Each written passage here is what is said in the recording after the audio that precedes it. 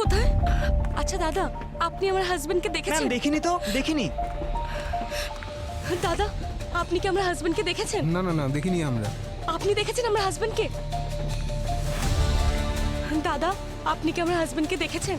White shirt আর blue jeans পরেছিল। হয়তো উনি স্টেশনে রয়ে গেছেন। আরে ভাই, ভুসাবলের পরে ট্রেনটা দাঁড়াই না কোথাও, সোজা মুম্বাই যায়, তাহলে কোথায় নামবে? হতে পারে উনি ভুসাবলেই রয়ে গেছেন। আরে না না না, ওখান থেকে যখন ট্রেন ছেড়েছে তার আগে আমি রাউন্ড মেরেছি তো।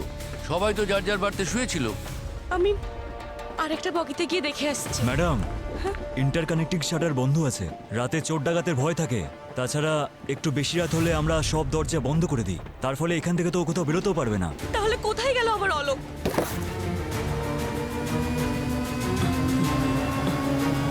এসব কি?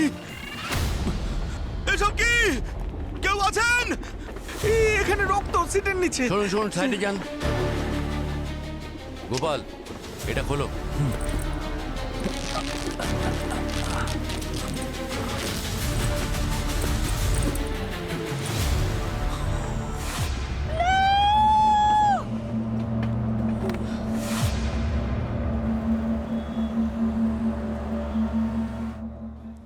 চব্বিশ, 25, 26। স্যার, বডিটা 26টা টুকরো করেছে। অনেক টাইম নিয়ে বসে কেটেছে বডিটাকে। এত টাইম কি ছিল খুনির কাছে? তাও এতগুলো লোকের মাঝখানে। এটাই তো অবাক হয়ে যাওয়ার মতন কথা। বডিটাকে 26 টুকরো করে কেটে রিচার্জ সুটকেসে রেখে দিয়েছে। আর এখানে কেউ কিছু দেখলেও না, শুনতেও পেল না। এর উত্তর তো প্যাসেঞ্জাররা আর ওনার স্ত্রী দিতে পারবেন, যে এই বগির মধ্যে ঠিক কি হয়েছিল। দেখছি।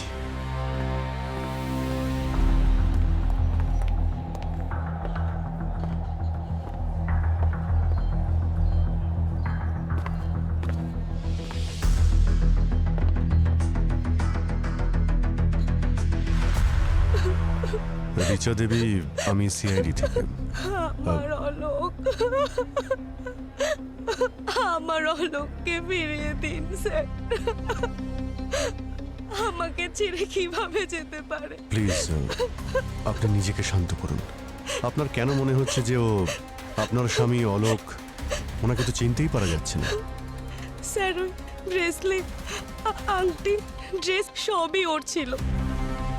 রাতে শোয়ার সময় এটা পরেই ঘুমিয়েছিল। ওনাকে ওয়েটিং রুমে নিয়ে যান। আপনি আপনি প্লিজ গিয়ে বিশ্রাম নিন।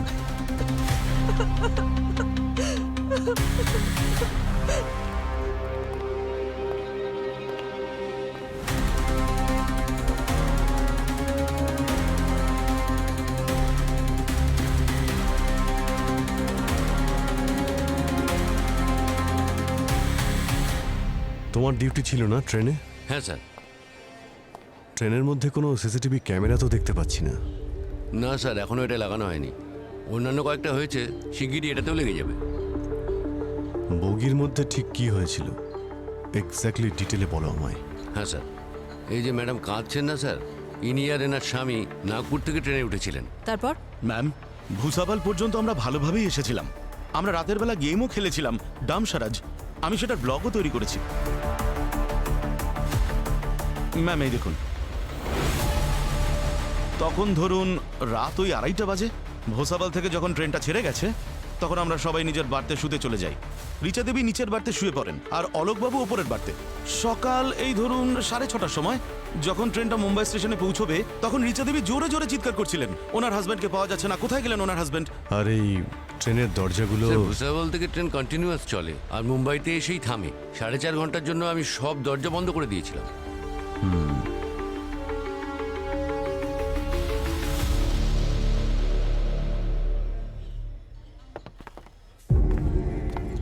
এই সমস্ত প্যাসেঞ্জার আর গার্ডস নাক ডেকে ঘুমোচ্ছিল নাকি, নাকি ঘুমের ওষুধ খেয়েছিল? এত লোকজন ভর্তি বগিতে কেউ কিছু এখানে ঘটতে দেখেনি, শোনেওনি। কি করে সম্ভব? হ্যাঁ স্যার, হাড় তো ভীষণ শক্ত হয়, আর এটাকে কাটার জন্য ওয়েপন তো পাওয়ারফুল হওয়া দরকার। হ্যাঁ স্যার, এমন জাদু তো কোনো জাদুকরও দেখাতে পারবে না স্যার। এই বগিটা খুব ভালো করে সার্চ করো। যদি এই বডিটা ট্রেনের ভেতরে কাটা হয় তাহলে রক্তের ফোঁটা নিশ্চয়ই থাকবে। দেখো একটু। ম্যাডাম, আমার ঘুম হচ্ছে বিড়ালের মতো, যদি একটা ছুঁচো পড়ে না আমার ঘুম ভেঙে যায়। আর এখন তো জানতে পারছি একটা মানুষের মাথাটাই পুরো থেতলে দেওয়া হয়েছে, তার শরীরকে টুকরো টুকরো করে দেওয়া হয়েছে, আর আমি একটু আওয়াজও শুনতে পেলাম না। এটা তো কখনোই হতে পারে না। স্যার, আমাদের থেকে 10 ফুট দূরত্বে অলোক আর রিচার্জ সিট ছিল। আমি আর আমার সিনিয়র বন্ধু সারা রাত দরজার বাইরেই ছিলাম। আমরা থাকাতে তখন এসব কিছুই হয়নি। আর ঘুমের মধ্যে যদি কিছু হয়? আমি কিন্তু বুঝতে পারলাম না স্যার। আরে তোমাদের তো ঘুম তো পায় নাকি? 3টে থেকে 5টার মধ্যে এই সময়টা কিন্তু খুবই বিপজ্জনক। অনেককেই ঘুমোতে দেখেছি। যা বলবে খুব ভেবে চিন্তে বলবে। আমার কানে কিন্তু লাই ডিটেক্টর লাগানো আছে। স্যার, আমাদের ঘুমানোর জন্য নয়, মানুষের সুরক্ষার জন্য রাখা হয়েছে। আমরা সিআইডির লোক না হতে পারি, কিন্তু মানুষের জন্য আমরাও প্রাণ দিতে পারি। ভেরি গুড বিকাশ বাবু, খুব ভালো। এটাই তো চাই। আপনাকে আর আপনার টিমকে আমি কোনো সন্দেহ করছি না, কিন্তু কি করব, আমাদের কাজটাই সন্দেহ করা। মাঝে মধ্যে এরকম বলতেই হয় আমাদের।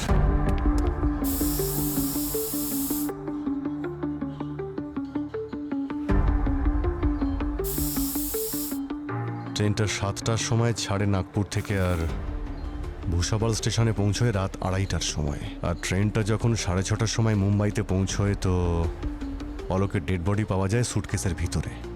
মানে যা কিছুই হয়েছে রাত 2:30টা থেকে সকাল 6:30টার মধ্যেই হয়েছে, যখন ট্রেনটা চলছিল। 27 জন প্যাসেঞ্জার থাকা সত্ত্বেও? কিন্তু ওরা যে বলছে ওরা কিছুই জানে না। হয় এরা সবাই সত্যি বলছে, নয়তো এরা সবাই মিলে মেরেছে অলোককে। স্যার, স্যার পুরো বগি চেক করেছি, কিন্তু যে ব্যাগটা থেকে রক্ত ঝরে পড়ছে সেই ব্যাগটা ছাড়া আর কোথাও কোনো রক্ত নেই। তার মানে খুনি খুব ভালো করে পরিষ্কার করেছে বগিটার। কোনো মার্ডার ওয়েপন কিছু পেয়েছো? না স্যার, কোথাও কিছু পাওয়া যায়নি। রক্তের ফোঁটা শুধু ব্যাগের আশেপাশেই রয়েছে।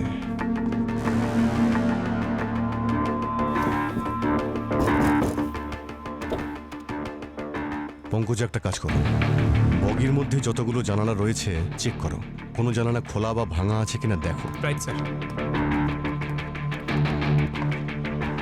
মার্ডার ওয়েপনটা হাওয়াতে মিলিয়ে গেল নাকি? একটা কাজ করি দয়া, প্যাসেঞ্জারদের যতগুলো ব্যাগ আছে সবকটা চেক করে দেখি। যদি মার্ডার ওয়েপন বাইরে না ফেলা হয় তাহলে কারো না কারো ব্যাগে অবশ্যই পাওয়া যাবে।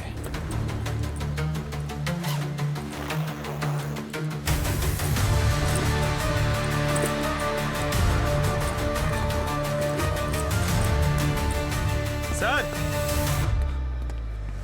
হ্যাঁ পঙ্কজ। স্যার এই বগির যে জানলাগুলো আছে সবকটাই ঠিকঠাক স্যার, একটাও ভাঙা না।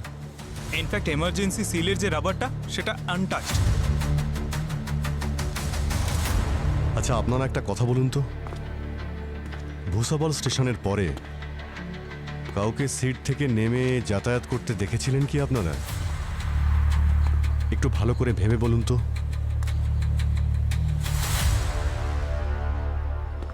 অদ্ভুত, সিট থেকে সোজা সুটকেসের ভিতরে। স্যার, একটা শেভিং ব্লেডও পাওয়া যায়নি কারোর ব্যাগ থেকে। অদ্ভুত ব্যাপার অভিজিৎ, চলন্ত ট্রেনে খুন হয়েছে। ট্রেন কোথাও দাঁড়ায়নি, কেউ ট্রেন থেকে নামেও নি, কেউ ট্রেনে ওঠেও নি। আর যত প্যাসেঞ্জার আছে তাদের মধ্যে কেউ খুনিকে দেখেও নি। তার উপরে মার্ডার ওয়েপন সেটাও পাওয়া যায়নি। লাশটা টুকরো টুকরো করে সুটকেসের মধ্যে ভরে দেওয়া হয়, কিন্তু বগিতে কোথাও রক্তের চিহ্নও নেই, শুধু ওই সুটকেস ছাড়া যার মধ্যে লাশ ছিল। সব দরজা বন্ধ ছিল, আর এদিকে আরপিএফরা নিজেদের ডিউটি করছিল। তাহলে খুনি এলো কোথা থেকে আর কোথায় উধাও হয়ে গেল? খুনি নয়, ভূত। হ্যাঁ? আমার মনে হচ্ছে কোনো ভূতের গন্ডগোল আছে। আমি কাল রাতে একটা সাউথ ইন্ডিয়ান ফিল্ম দেখছিলাম। ভূত নিজের মৃত্যুর প্রতিশোধ নেওয়ার জন্য ট্রেনে আসে। কি স্যার, আপনিও না, ভূত বলে কিছু হয় না। দেখো দয়া, যদি চলন্ত ট্রেনের বগি থেকে কেউ বাইরে না যায় আর কেউ ভিতরে না আসে, তাহলে এর মানে পরিষ্কার খুনি এদের মধ্যেই কেউ হবে। আরে কি মজা করছেন স্যার? আমাদের কয়েক ঘন্টা ধরে আটকে রেখেছেন, সবার জিজ্ঞাসাবাদও হয়ে গেছে, এবার আমাদের যেতে দিন। আর নয় তো কি, কোর্টের ফয়সালাগুলো আপনারা এখানেই করবেন? হ্যাঁ, এগুলো একদম ভুল হচ্ছে। এক মিনিট দাঁড়ান। কোর্ট যা করবে সেটা পরে দেখা যাবে, কিন্তু যতক্ষণ না আমাদের মধ্যে কেউ আপনাদের এখান থেকে যেতে বলছে, কেউ নিজেদের জায়গা থেকে নড়বেন না, বুঝেছেন আপনারা? এই বগিতে একটা খুন হয়েছে, খুন। আর যদি চলন্ত ট্রেন থেকে কেউ বাইরে না যায় আর কেউ ভিতরে না আসে, এর মানে পরিষ্কার খুনি আপনাদের মধ্যে কেউ। আমরা কেন মারবো ওকে? আমরা তো ওনাকে চিনিও না। তল্লাশি নেওয়া হবে, সবার তল্লাশি হবে। সবার তল্লাশি নাও, সবার জামা কাপড়, আইডি, টিকিটস সব চেক করো। খুনি আমাদের চোখের সামনে প্যাসেঞ্জার সেজে ঘুরছে।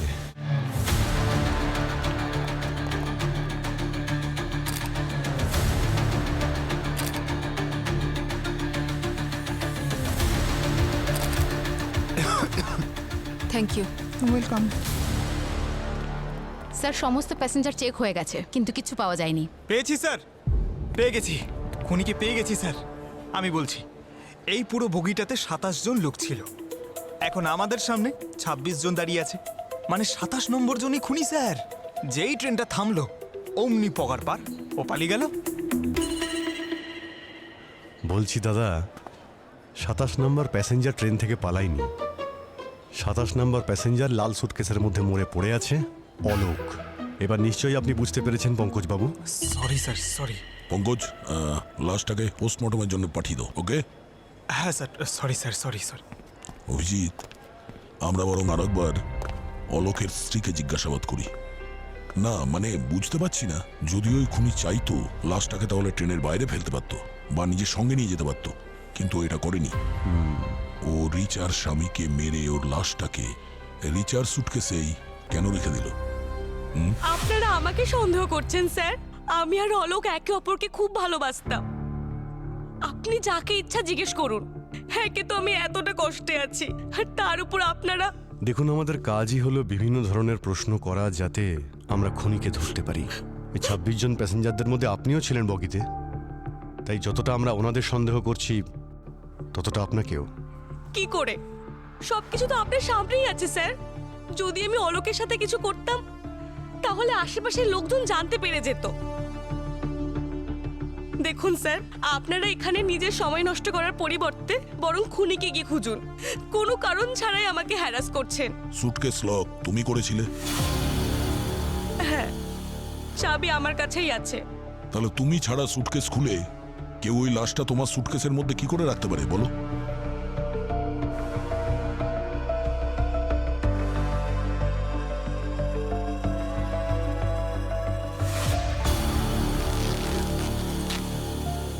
এটা আমার ব্যাগ। আরে এটা আমার এটা আপনারই ব্যাগ, আমি চুরি করছি না। এটা আমার ব্যাগ নয়। কি? এটা তোমার ব্যাগ নয় মানেটা কি? একটু আগে তো এটা তোমার ব্যাগ ছিল, এখন ফেসে গেছো বলে বাহানা করছো। স্যার, এটা আপনি ধরুন, আপনি একবার চেক করে দেখুন। এটা আমার সুটকেসের মতন দেখতে ঠিকই, কিন্তু আমার নয়। আমার সুটকেসের সামনে জিপটা ভাঙা ছিল।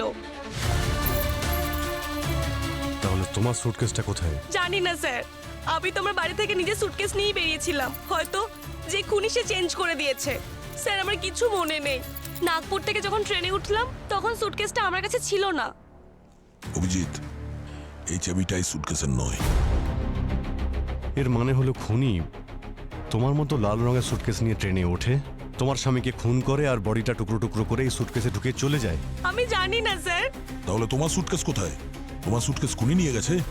ভুসাওয়ালের পর ট্রেন কোথাও দাঁড়ায়নি? জানি না স্যার, আমি কিচ্ছু জানি না, কিচ্ছু জানি না আমি স্যার। অভিজিৎ, আমি আর অবনী নাগপুর স্টেশনে গিয়ে খোঁজ নিই, যেখান থেকে এই গল্পটা শুরু হয়েছে। ওখান থেকেই কিছু জানতে পারবো। ঠিক আছে, চলো। পঙ্কজ স্যার, ভুসাবল স্টেশন থেকে মুম্বাই পর্যন্ত যতটা রেল ট্র্যাক আছে তুমি ড্রোন দিয়ে চেক করো, দেখো কোনো লাল ব্যাগ বা মার্ডার ওয়েপনের মতো কোনো জিনিস পাওয়া যায় কিনা। স্যার আপনি খড়ের গাদায় ছুঁচ খুঁজতে বলছেন? আমাদের কাছে আর কোনো উপায় নেই পঙ্কজ। খুনিকে ধরার জন্য যদি খড় পোড়াতে হয় তাহলে পুড়িয়ে দাও। যাচ্ছি স্যার। স্যার, হ্যাঁ পূরবী? স্যার, প্যাসেঞ্জাররা ইরিটেট হচ্ছে, কি করব? ঠিক আছে, ওনাদের নাম আর ঠিকানা তো আছে আমাদের কাছে, যেতে দাও, কিন্তু ওনাদের বলো শহর ছেড়ে যেন না যায়। ওকে স্যার, কিন্তু স্যার এই রিচা? রিচার বিরুদ্ধে আমাদের কাছে যথেষ্ট প্রমাণ নেই। যেতে দাও, কিন্তু 24 ঘন্টার ওপর নজর রাখবে।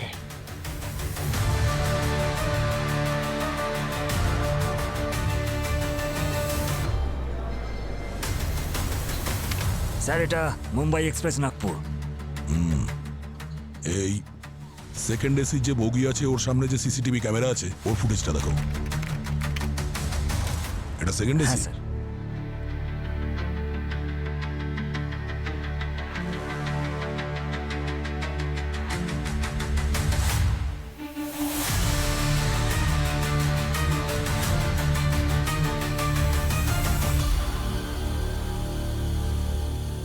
এক মিনিট, একটু পজ করো, একটু রিওয়াইন্ড করো। 1 মিনিট পজ করো। দেখেছো, ওই কুলিটা অলোক আর রিচার সুটকেস নিয়ে ভেতরে চলে গেল, আর এই দ্বিতীয় কুলিটা ওর লাল সুটকেসটা অদল বদল করে চলে গেল। কিন্তু স্যার ওই কুলি এরকম কেন করলো? আর ওর অলোক আর রিচার সাথে কি সম্পর্ক? এবারের উত্তর তো ওই কুলিই দেবে।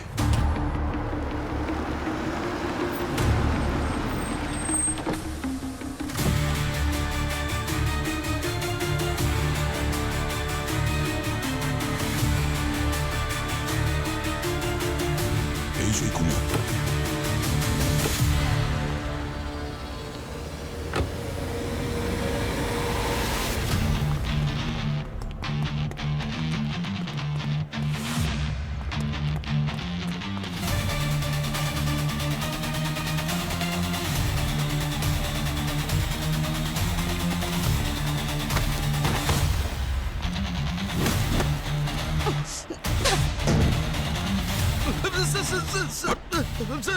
স্যার আমাকে থাপ্পড় মারবেন না, আমার প্রাণ বেরিয়ে যাবে স্যার। আমি সব সত্যিটা বলছি। তাড়াতাড়ি বল। একজন মহিলা এসেছিল আমার কাছে, ওনার কাছেও এরকম লাল সুটকেস ছিল। উনি ওই সুটকেসটা আমাকে অদল বদল করতে বলে, আর তার বদলে 3000 টাকা আমাকে দিয়ে দেয়। এটা আমার পারিশ্রমিকের অনেক বেশি ছিল বলে কাজটা আমি করে দিই স্যার। ওই লাল সুটকেসটা কোথায়, যেটা তুমি ঠেলা গাড়ি থেকে নিয়েছিলে? ম্যাডাম উনি তো ওটা সঙ্গে নিয়ে চলে গেছেন। ওই ম্যাডামের মুখ মনে আছে তোমার, যে তোমাকে লাল সুটকেস দিয়েছিল? না না স্যার, ওনার মুখটা ওনা দিয়ে ঢাকা ছিল স্যার।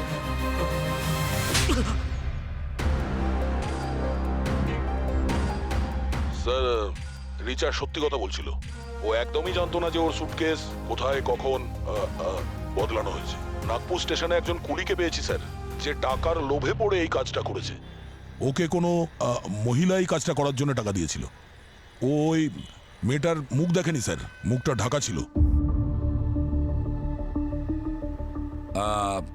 পঙ্কজ, ট্র্যাকে কিছু পেলে? স্যার, ভুসাবল থেকে মুম্বাই পর্যন্ত পুরো ট্র্যাক চেক করেছি, আর ফিরে আসার পর ড্রোনের সব ফুটেজ চেক করেছি আমি, কিন্তু কোথাও কিছু পাইনি। পুরবি, স্যার আজ কিছু আত্মীয়রা দেখা করতে আসছে, কিন্তু রিচা আর ওর বাড়ির লোক কেউ বাইরে বেরোয়নি। স্যার আমি আশেপাশে কিছু লোককে জিজ্ঞেস করেছি, সবাই এটাই বলছে যে রিচা আর অলোকের সম্পর্ক খুবই ভালো ছিল। যখনই দেখা যেত একসঙ্গেই ওদের দেখা যেত, আর ওদেরকে হ্যাপি বলেই মনে হতো।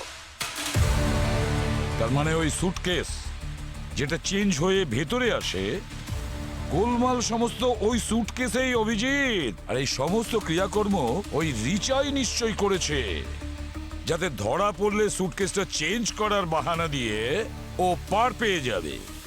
স্যার, কিন্তু একটা কথা বুঝতে পারছি না, ওই ওই লাল সুটকেসে কি ছিল? Murder weapon?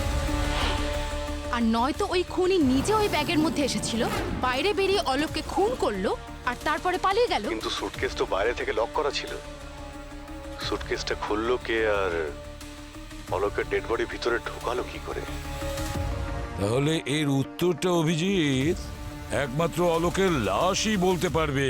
কত দিন জল দেয়া হয়নি, শুকিয়ে গেছে। Sorry sorry.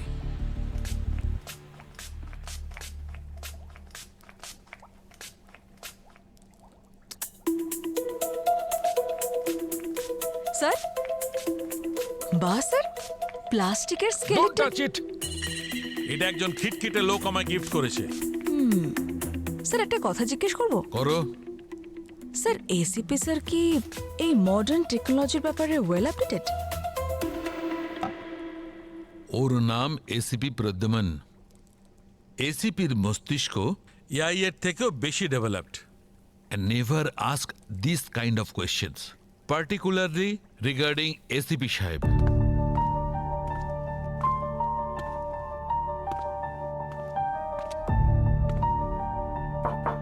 ডক্টর সালুখে, একটু বাইরে আসবেন? আপনার সঙ্গে প্রাইভেটলি কিছু কথা আছে। আরে ভাই। আসুন, এখানে আসুন স্যার। হ্যাঁ অভিজিৎ, বলো কি বলবে। এটা কি হচ্ছে কি স্যার? কেন, কি হয়েছে? আপনি তারিখের পর তারিখ দিয়ে যাচ্ছেন, কিন্তু সারিকা দেবী তারিখ কবে আসবে? ও মাই গড, তার মানে সারিকা তোমার সঙ্গে দেখা করার ডেট করেনি? আরে dear Abhijit, I am so sorry. খুব আনন্দ হচ্ছে আপনার, না? আরে খুব না আনন্দ ভাই। হচ্ছে। সালুখে, ও কিছু বললো? হ্যাঁ বলেছে তো, অনেক কিছু বলেছে বস। এর মুখে কোনো ভারী পাথর দিয়ে বারবার আঘাত করে নষ্ট করে দেওয়া হয়েছে, যাতে মুখটা একদম চেনাই না যায়। আরে কিছু নতুন বলুন স্যার, এটা আমরা সবাই জানি। আচ্ছা, হ্যাঁ, এত বড় ফরেন্সিক এক্সপার্ট আপনি, তাই এমন কিছু বলুন যেগুলো আমরা জানি না, নতুন কিছু। দেখলে কিছু ভুল বলেছে কি? কিছু ভুল বলেনি।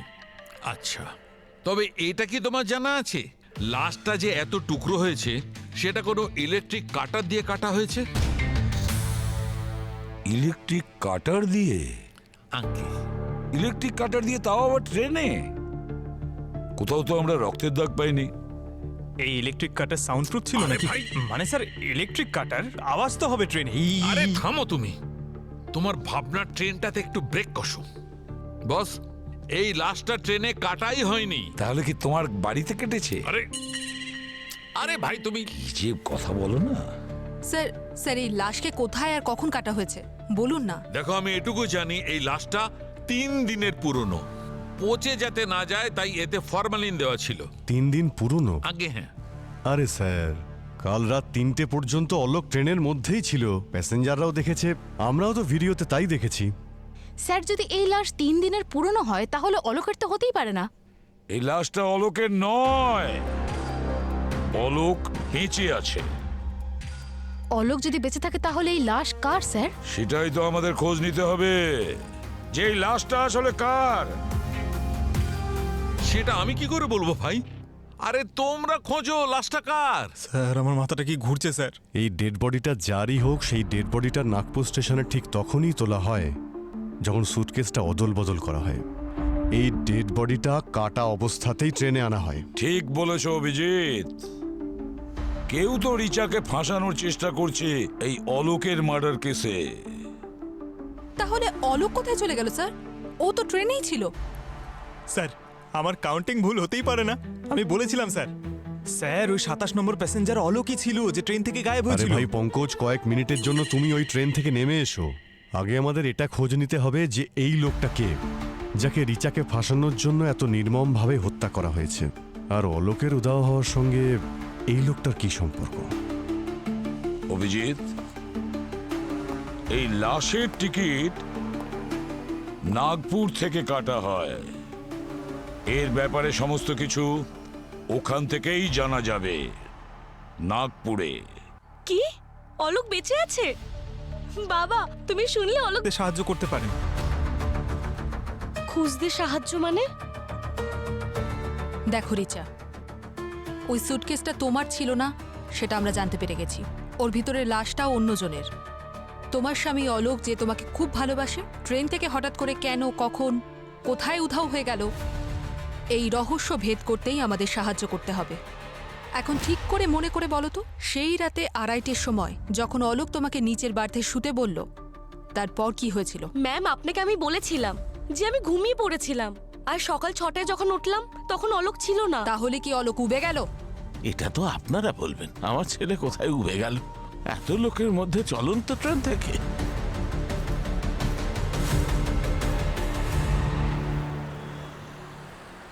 পুরনো কথাগুলো আমি আরো একবার রিপিট করছি যে অলোক আর রিচা নাগপুর থেকে স্টেশনে ওঠে, মাঝপথে ওরা দুজন খাবার খায়, গেম খেলে, তারপর একটু মজা করে, আর তারপরে রাত 2:30টার সময় যখন ট্রেন ভুসাবল থেকে ছাড়ে তখন অলোক তার স্ত্রী রিচাকে এই বাড়তে শুইয়ে দেয়, আর তারপর নিজে শোবে বলে ওপরের বাড়তে উঠে যায়।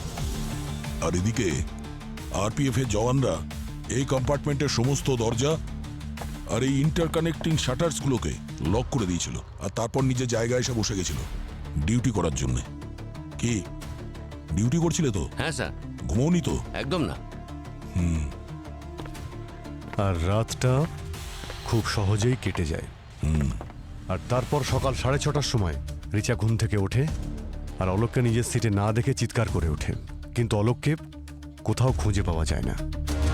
ট্রেনের বগির সবকটা জানালা ঠিক আছে, তার মানে হলো অলোক কোথা থেকে আর কি ভাব।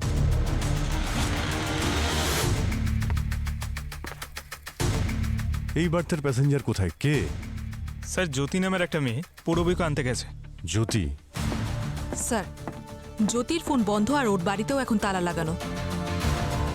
এই জ্যোতি সেই না ওই দিন প্ল্যাটফর্মে জিজ্ঞাসাবাদের সময় খুব কাশ ছিল? হ্যাঁ স্যার। সেই দিনও ওই মহিলা এই বাড়িতে শুয়েছিল স্যার, আর ভীষণ নাক ডাক ছিল, সারাক্ষণ চাদর মুড়ি দিয়ে শুয়েছিল। ট্রেন যেই মুম্বাইতে পৌঁছলো তখনই একবারের জন্য ওনার মুখটা দেখতে পাই। মুখ ঢাকা ছিল। আর এখন ওকে পাওয়াও যাচ্ছে না।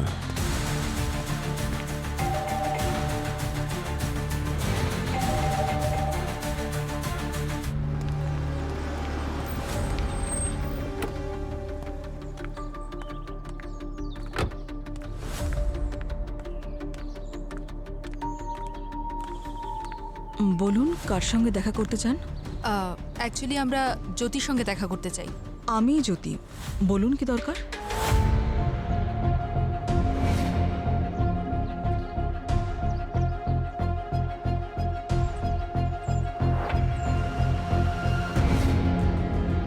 অভিজিৎ, এ যেই হোক না কেন জ্যোতির নকল আইডেন্টিটি বানিয়ে ট্রেনে ট্রাভেল করছিল।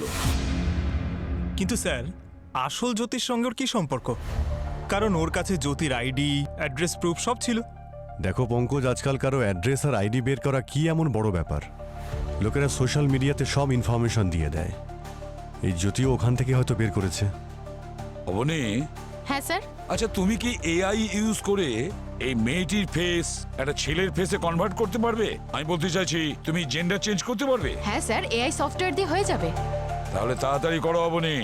এটা তো জানতে পারবো যে এই নকল ফেসের পেছনে আসল ফেস কোথায় লুকিয়ে আছে।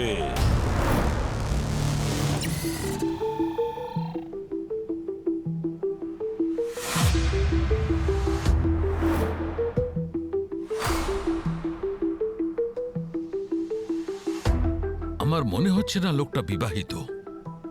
এই আংটিটাও মনে হয় এর নয়। আমার মনে হয় এটা পরিয়ে দেওয়া হয়েছে মৃত্যুর পরে। কিন্তু এখানে এই আঙুলে ও আংটিটা পরেছিল, কিন্তু আংটির কোনো চিহ্ন বা ছাপ তো নেই। এর চেহারাটা কেউ বদলে দিতে চাইছে না তো? মানে কেউ এর পরিচয় বদলে দেওয়ার চেষ্টা করছিল? হতে পারে, মনে তো হচ্ছে তাই। কেউ ওকে অলোক বানানোর চেষ্টা কেন করবে স্যার? ডক্টর গার্গী, হয়তো কেউ অলোকের সত্যিটা গোপন করতে চাইছে। Right sir. তুমি কিছু পেয়েছো নাকি? হ্যাঁ স্যার, ওর পায়ের নিচের চামড়াটা কেউ কেটেছে। কেটেছে? পায়ের চামড়া কেন কাটবে? খাওয়ার জন্য স্যার। খাওয়ার জন্য? মাই গড! তার মানে ক্যানিবেল এখানে এই শহরে? ক্যানিবাল নয় স্যার, ইঁদুর। ও, তবে তো ডক্টর গার্গী, হয় এই লোকটাকে কেউ টর্চার করে মেরেছে, নয় এই লোকটা কোনো রাস্তার পাশে থাকা কোনো মজদুর, অথবা কোনো আনক্লেম বডি যেটা পরে কেটে ফেলা হয়েছে। রিচাকে ফাঁসানোর জন্য এই রকমের ষড়যন্ত্র কে করতে পারে?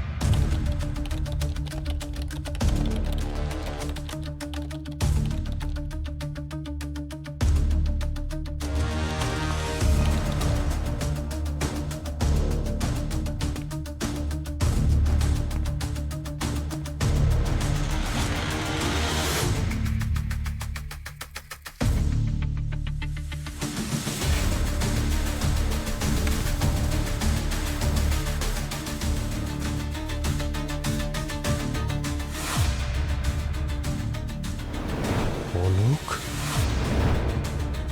অলোক? তাহলে এই অলোকই জ্যোতি সেজে ওর সিটে বসেছিল? কিন্তু স্যার ওই সিট নাম্বার 12তে কে ছিল? কিন্তু প্যাসেঞ্জাররা তো বলছিল ওখানে নাকি কেউ শুয়ে সারাদিন নাক ডাকছিল। যদিও রিচার স্বামী অলোক হয়ে থাকে, তাহলে রিচা ওকে চিনতে পারলো না কেন যখন ও জ্যোতি সেজে ঘুরে বেড়াচ্ছিল?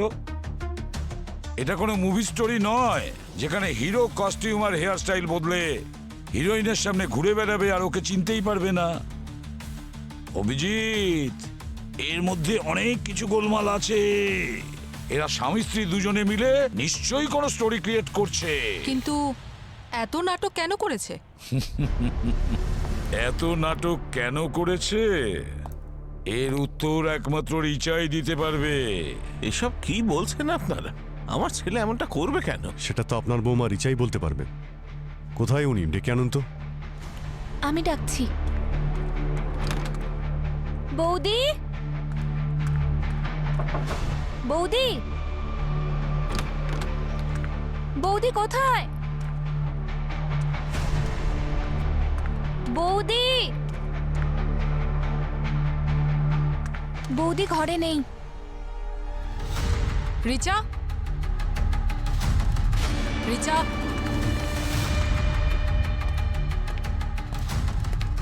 রিচা,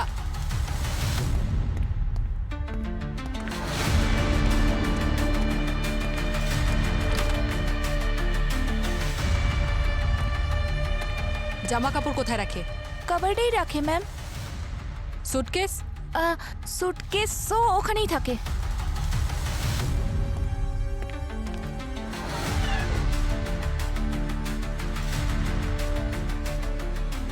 স্যার, ও পালিয়েছে। বলেছিলাম তোর ওপরে ভালো করে নজর রাখতে। এতটা কেয়ারলেস কি হচ্ছে কি এগুলো? Sorry sir. স্যার, ব্যাগে অলোকের লাশ ছিল না, আর ব্যাগ তো চেঞ্জও হয়েছে, তাই আমি ভাবলাম যে তাহলে নিশ্চয়ই তোমার রিচা। মনে হয়েছিল যে রিচা নিরাপরাধ? এমনিতে এই কেসটা মাথা একেবারে খারাপ করে দিচ্ছে। একটাই লিড ছিল আমাদের কাছে, আর সেও। Sorry sir. মনোহর বাবু, প্রথমে আপনার ছেলে অলোক উধাও হয়ে যায়, এবার আপনার বৌমা রিচা উধাও হয়ে গেছে। এসব নিয়ে কি বলবেন আপনি? স্যার, এসিপি স্যার ঠিক বলেছিলেন। এসব রিচা আর অলোকেরই প্ল্যান করা। আগে তো একটা লোককে খুন করেছে, তারপর তার বডিটা সুটকেসে ভরে দিয়েছে। কি যে সব বলছেন? আমার ছেলে বৌমা তো খুব সরল, তারা করতেই পারেন এটা। আরে বৌমা গেছে কোনো কাজে, চলে আসবে। আপনার বৌমা আর ফিরে আসবে না। ওরা যদি এতটাই সহজ আর সরল হতো, তাহলে এই যে আপনার ছেলে অলোক, এই মহিলা সেজে কেন ঘুরছিল ট্রেনের মধ্যে? আর আপনার বৌমা রিচা, উনি ড্রামা করছিলেন, আমার অলোক কোথায় গেল, আমার অলোক কোথায় গেল। এ আমার ছেলে অলোক নয়। হ্যাঁ স্যার, এ আমার দাদা নয়। এটা কি করে সম্ভব? ও যখন ট্রেনে ছিল আমরা ওর ভিডিওটা দেখেছি। ও ট্রেনের মধ্যে বসে গেম খেলছিল, সেটা দেখেছে সবাই, আমাদের কাছে সাক্ষীও আছে। আরে আমি তোর বাপ, নিজের ছেলেকে চিনবো না? এ অলোক নয়, ও বিট্টু, আমার বৌমা রিচার ভাই বিট্টু। কি? এ রিচার ভাই বিট্টু? তো তাহলে অলোক? একটু দাঁড়ান।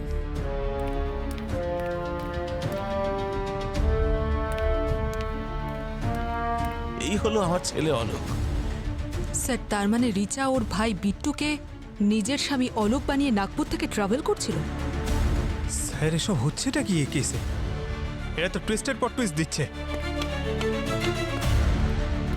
এরা দুই ভাই বোন মিলে যে কি প্ল্যান করছে সেটা তো আমি বুঝতেই পারছি না। তবে অলোককে এখনো পর্যন্ত পাওয়া যাচ্ছে না। আবার এমনটা নয় তো যে ওই লাল সুটকেসে অলোকের।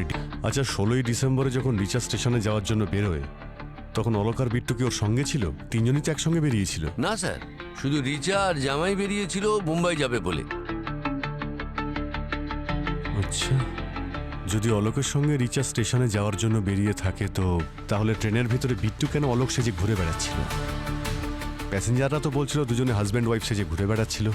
এটা কি বলছেন? ও তো অলোকের সাথে বেরিয়েছিল স্যার। এই তুমি ছবিটা দেখাও। এই দেখুন স্যার।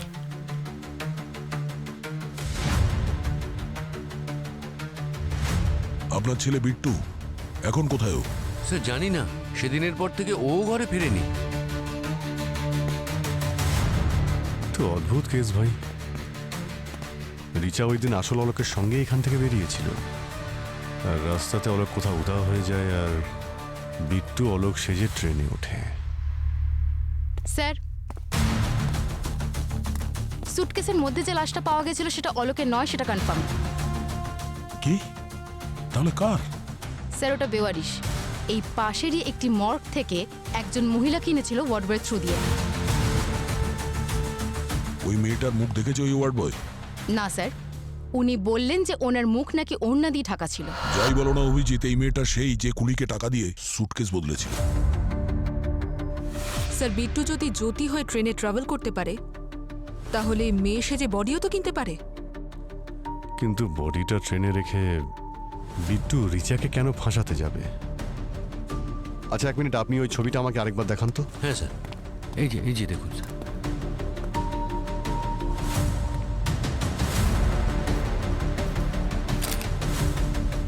তাহলে এই অটোওয়ালাই বলবে এখান থেকে স্টেশনে যাওয়ার পথে এমন কি জাদু হয়েছিল যে একজন মানুষের মুখই বদলে যায়।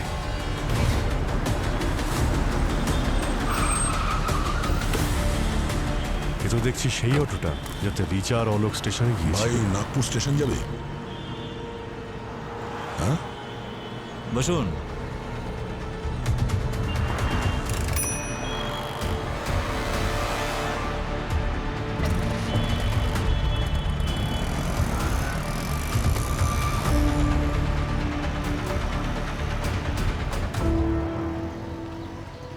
জিজ্ঞেস করুন স্যার, যা জিজ্ঞেস করা হয় করুন। আমি পুলিশের লোকেদের মিথ্যে বলি না। তুমি কি করে জানলে যে আমরা পুলিশের লোক? স্যার, নাগপুরে স্টেশনে যাচ্ছেন আর হাতে কোনো লাগেজও নেই, আর আপনাদের দেখে লোকালও মনে হচ্ছে না, আর পার্সোনালিটিও আপনাদের সাধারণ লোকের মতো নয়। আমি গেস করে নিয়েছি। আসলে কি বলুন তো স্যার, আজকাল এত ক্রাইম হচ্ছে না, সেই সব দেখে দেখে আমার মাথাটাও সিআইডির মতো কাজ করছে। আমরা সিআইডির লোক? আমি তো প্রথমেই বুঝতে পেরেছি। আচ্ছা, একটা কথা বলবো স্যার? বলো। আমি সত্যিই জানতাম সিআইডিরা আমার কাছে নিশ্চয়ই আসবে। আচ্ছা, তাই নাকি? স্যার, 3 দিন আগে রবিনগর থেকে একটা কাপলকে বসিয়েছিলাম আমি। স্টেশন অব্দি যাচ্ছিল, সেটার ব্যাপারে জিজ্ঞেস করতে এসছেন তো? কিছু হয়েছিল নাকি? ওই বাড়ি থেকে স্টেশন যাওয়ার সময় কোনো ঝগড়া হয়েছিল, মানে কোনো কিছু নিয়ে? আরে ছোটখাটো কিছু ঘটেনি স্যার, একটা কাণ্ড ঘটে গেছে রাস্তায়। ওই দিন যখন আমি ওদের দুজনকে অটোতে বসালাম, তখন ওই মেয়েটা আমাকে স্টেশনে যাওয়ার আগে মেডিকেল স্টোরে দাঁড়াতে বললেন। আসলে লোকটা খুব কাজ ছিল তো, সেই জন্য। ওর হাজবেন্ড ওষুধ কিনতে ভেতরে তো গেল, কিন্তু ফিরে এলো অন্য কেউ, একদম সেম জামা কাপড়, সেম টুপি, সেম টু সেম। তুমি কি করে জানলে যে ও আগের লোকটা ছিল না? আমি বলেছিলাম না স্যার, আমি ক্রাইম শো অনেক দেখি, আমার মাথাটাও পুরো সিআইডির মতো কাজ করে। ওই লোকটা টিভি রোগীর মতো কাছতে কাছতে মেডিকেল স্টোরে তো গেল, কিন্তু যখন অটোতে উঠলো একদম ঠিক, আর গলার শটটাও একদম অন্যরকম শোনাচ্ছিল। এমনকি মেডিসিন খাইয়ে দিল ওই ওষুধের দোকানের লোকটা। আরে ভাই, যখন তোমার সন্দেহ হলো তখন তুমি কাউকে কিছু বললে না কেন? আরে স্যার, আমি ভাবলাম কোনো প্রেম ভালোবাসার চক্কর হবে হয়তো। আমি কেন ওদের মাঝখানে ঢুকে ভিলেন হব বলুন?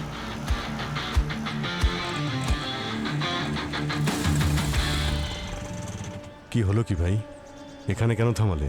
স্যার, এখন নিশ্চয়ই আপনারা মেডিকেল স্টোরে যাবেন।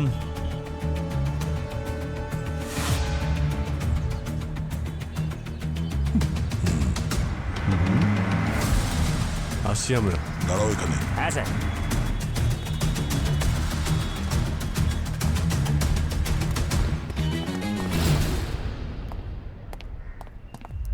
আমি কথা বলছি।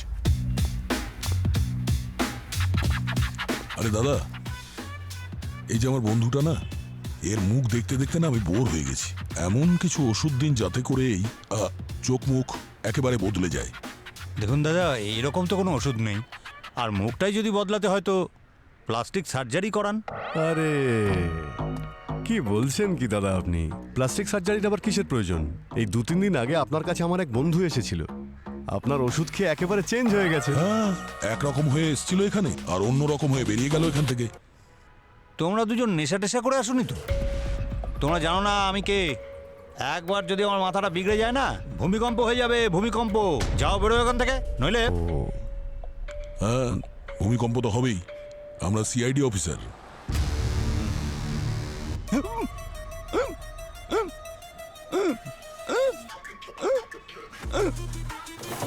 কি হয়েছে দাদা? হেঁচকির কি ওষুধ খুঁজছেন নাকি? হ্যাঁ, যখন দয়ার হাত পড়ে না, তখন অনেক বড় বড় হনুর হেঁচকি বন্ধ হয়ে যায়।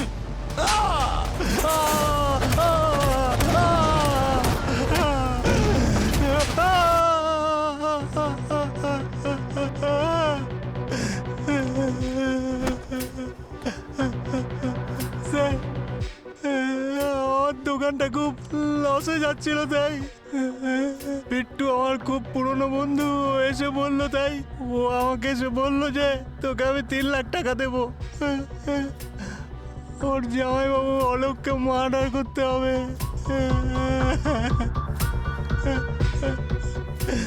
স্যার, আপনারাই বলুন না স্যার, আপনাদের দেখে তো দয়ালু মনে হচ্ছে।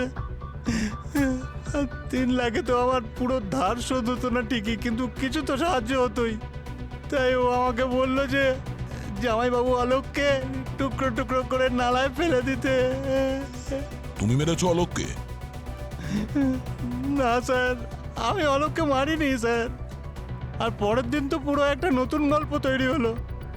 কি নতুন গল্পটা?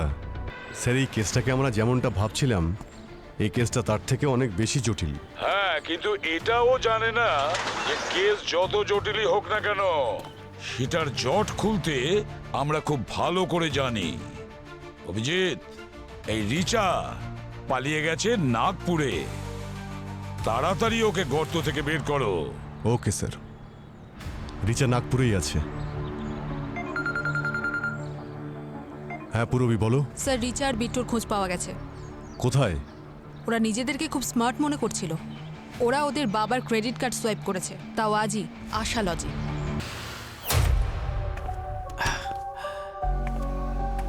আমার মনে হয় আমাদের দুজনের নেপাল চলে যাওয়া উচিত।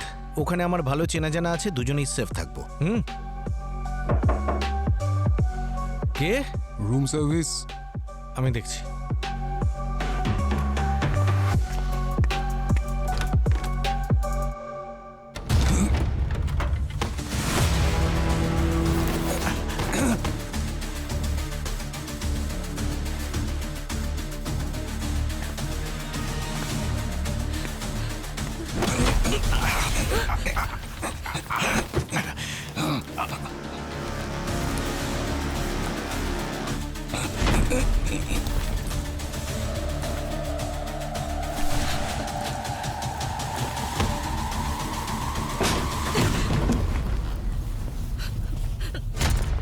ভালো হয়েছে স্যার আপনারা এসে গেছেন, না হলে অলোক আমাদের মেরে ফেলতো। স্যার, এখানে তো ফ্যামিলি অ্যাকশন চলছে।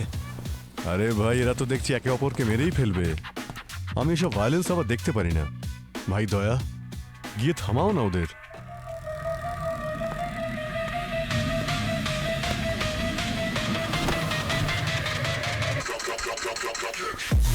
তাড়াতাড়ি মুখ খুলতে শুরু করো, নাহলে আমি ভাঙতে শুরু করব, বুঝেছো? বাহ বাহ বাহ, তোমরা তো ডেইলি শপের ভালো ড্রামা বানিয়েছো দেখছি। ওয়াইফ তার শালার সঙ্গে মিলে জামাইবাবুকে খুন করার প্ল্যান তৈরি করে, কিন্তু জামাইবাবু তার স্ত্রী আর শালার প্ল্যানটা পুরো ভেস্তে দেয়।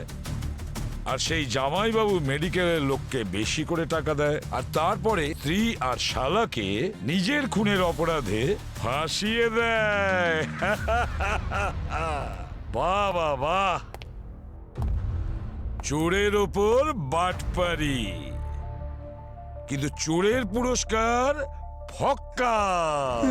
স্যার, পরের দিন অলোক এলো আর এসে বললো যে বিট্টু আর আমার বিষয়ে ও সব জেনে গেছে, আর ও আমাকে কাউন্টার অফার দিল, আর আমায় স্পষ্ট বললো যে আমাকে 6 লাখ টাকা দেবে। আর আমার খুব টাকার দরকার ছিল, তাই আমি ওর প্রস্তাবে রাজি হয়ে গেলাম। আর ও এটাও বললো যে বিট্টুকে বলে দিও যে তুমি অলোককে মেরে ফেলেছো। যদি এখন উত্তর দাও, শাস্তি কম হলেও হতে পারে। এবারে তাড়াতাড়ি বলো।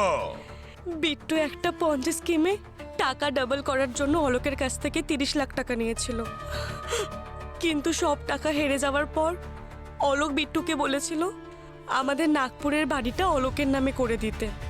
বাড়িটা যদি জামাইবাবুর নামে লিখে দিতাম তাহলে বয়স্ক মা বাবাকে নিয়ে রাস্তায় নামতে হতো। এই জন্য আমরা দুজনে মিলে প্ল্যান করেছিলাম যে জামাইবাবুকে মেরে ফেলবো। কিন্তু আমি ভয় পেয়েছিলাম যাতে বিট্টু অলোকের খুনের দায়ে ধরা না পড়ে যায়। এই জন্য আমি বিট্টুকে আইডিয়া দিয়েছিলাম যাতে ও যেন অলোক সেজে আমার সাথে ট্রেনে উঠে পড়ে আর ঠিক সময় বুঝে ট্রেন থেকে নেমে পড়ে। আর যদি অলোকের ডেড বডি পাওয়াও যায় তাহলে আমার কাছে প্রমাণ থাকতো যে অলোক তো ট্রেন থেকে উধাও হয়ে গেছিল। আর এটা পুলিশ কখনোই জানতে পারতো না যে অলোককে কে আর কখন মেরেছে। স্যার আমার কি ভুল ছিল? আমি বিট্টুকে টাকা ধার দিয়েছিলাম, তো আমি তো আমার টাকা ফেরত চাইবই না। তার মানে তো এটা নয় না যে ওরা আমাকে মেরে ফেলবে। সেই জন্য যখন এদের প্ল্যান শুনলাম তখন আমি এদেরই ফাঁসানোর প্ল্যান করলাম।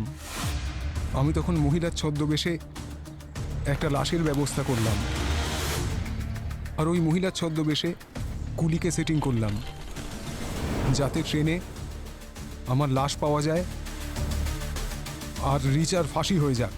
এদের দুজনের সঙ্গে এরকমই হওয়া উচিত স্যার, বরং আমার সারা জীবন আফসোস থাকবে যে এদের দুজনকে আমি নিজের হাতে মারলাম না কেন।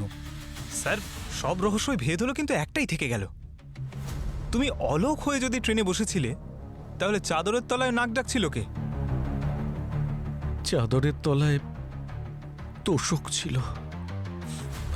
আর নাক ঢাকা সাউন্ড রেকর্ড করে আমরা সেটা অন করে দিয়েছিলাম। বাহ, প্ল্যানটা তো তোমরা অনেক ভেবে চিন্তে করেছিলে দেখছি। কিন্তু একটা কথা মনে রেখো, ক্রাইম কোনোদিন পারফেক্ট হয় না।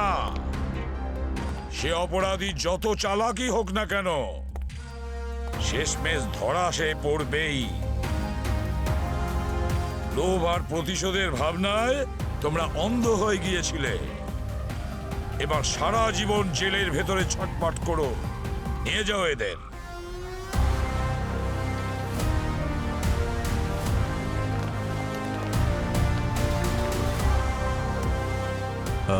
পুরবী, কালকে একটু রেগে গিয়েছিলাম আমি তোমার উপর। আসলে কাজের চাপে মাঝে মধ্যে না মাথা ঠিকই থাকে না। Sorry. Don't sir mind. Sorry বলবেন না স্যার। সিনিয়ররা খিটখিট না করলে কাজটাও ঠিক ভালো হয় না। হ্যাঁ ঠিকই বলেছে। আমাদের কি ও খিটখিটে বলে গেল? আমাদের না, তোমাকে খিটখিটে বলে গেল।